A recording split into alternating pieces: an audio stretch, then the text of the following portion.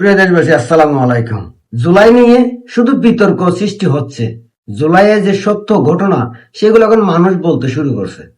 আপনাদের মনে আছে ব্রিগেডিয়ার সাখাওয়াত হোসেন, তাকে যখন প্রথম স্বরাষ্ট্রমন্ত্রী বানানো হয় তখন তিনি বলছিলেন যে জুলাই আন্দোলনে যেসব ছাত্রছাত্রী মারা গেছে তাদের মাথায় 7.62 বুলেট পাওয়া গেছে এবং অনেকে স্নাইপারের গুলিতে মারা গেছে। এই কথা বলার পর ব্রিগেডিয়ার সাখাওয়াত হোসেনকে স্বরাষ্ট্র উপদেষ্টা থেকে সরিয়ে পাট ও বস্ত্র মন্ত্রণালয়ে দায়িত্ব দেওয়া হয়। একই কথা এবার 2 বছর পর বললেন বিএনপির নেত্রী। কি বললেন তিনি? একথা বলার আগে আপনাদের কাছে অনুরোধ রইল ভিডিওটা শেয়ার করবেন যাতে দেশের মানুষ সত্যটা জানতে পারে। আর আমি আজকে আপনাদেরকে দেখাবো জুলাই আন্দোলনে কে কে অবৈধ অস্ত্র, স্নাইপার, রাইফেল, AK-47 ব্যবহার করছে। সেই ব্যক্তিদের যাদের হাতে আগ্নেয়াস্ত্র থাকার পরও গত 2 বছরে তাদেরকে গ্রেপ্তারও করা হয়নি, তাদেরকে আইনের আওতায় আনা হয়নি। এবার চলেন বিএনপি নেত্রী কি বলছেন ওইটা শুনেন। বিএনপি নেত্রী নীলুফা চৌধুরী মনি তিনি বলছেন, পুলিশের কাছে স্নাইপার রাইফেল ছিল না, অথচ জুলাইয়ে আন্দোলনকারীদের বিভিন্ন বিল্ডিং থেকে টার্গেট করে গুলি করা হয়েছিল, আর সেই গুলির আঘাতেই অনেকের মৃত্যু হয়েছে।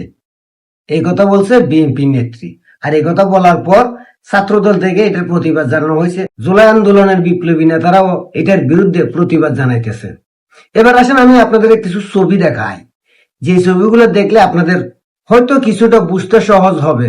স্নাইপার কারা চালাইছিল, 7.62 বুলেটের বন্দুক বা AK-47 কারা ব্যবহার করছিল, কিভাবে সাধারণ শিক্ষার্থীরা মিছিলের মধ্যখানে হঠাৎ পড়ে গেল, মিছিলের মধ্যখানে থাকা অবস্থায় তাদের মাথায় গুলি লাগলো আর পইরা গেল। যে ছবিগুলো দেখতেছেন এগুলা প্রত্যেকেই জুলাই আন্দোলনের ছবি। এদের হাতে এই রাইফেল, অত্যাধুনিক আগ্নেয়াস্ত্র, এই লোকগুলা জুলাই আন্দোলনে দেখা গেছে।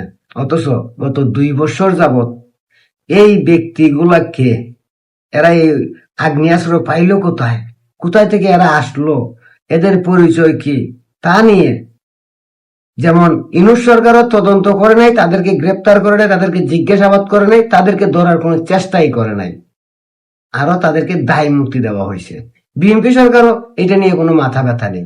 এবার আপনাদের কাছে আমার প্রশ্ন, ব্রিগেডিয়ার সাখাওয়াত হোসেন বলছিল 7.62 বুলেটের কথা, স্নাইপারের কথা, সাথে সাথে তাকে বদলি করা হয়, মানে তার স্বরাষ্ট্র উপদেষ্টা পদ কেড়ে নেওয়া হয়। এখন বিএনপি নেত্রী নীলুফা বললেন। আর এই যে ছবিগুলো দেখালাম আপনাদের, এই লোকগুলা কেন ধরা হচ্ছে না? একটা প্রশ্ন কি আপনাদের মধ্যে জাগে না যে মিছিল, একটা মিছিল, হাজার হাজার মানুষ, সামনে হাজার হাজার মানুষ, পিছনে হাজার হাজার মানুষ, পুলিশ গুলি করছে। তো পুলিশ গুলি যেহেতু করছে, সামন থেকে করছে বা পিছন থেকে করছে, তাহলে পিছন থেকে যদি কইরা থাকে পিছনের মানুষ মারা যাবে, সামন থেকে করলে সামনের মানুষ মারা যাবে।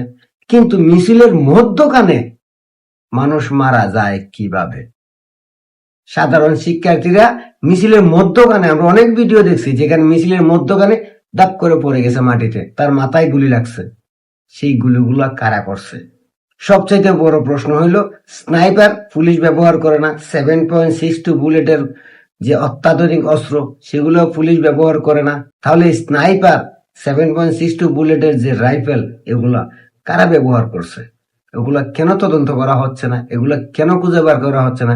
যাদের হাতে জুলাই আন্দোলনের সময় অস্ত্র দেখা গেছে, আমি যাদের ছবি দেখাইলাম, তাদেরকে কেন এখন পর্যন্ত আইনের আওতায় আনা হয় নাই? তাদেরকে কেন গ্রেপ্তার করা হয় নাই? এই একটা প্রশ্ন কি আপনাদের মধ্যে জাগে না?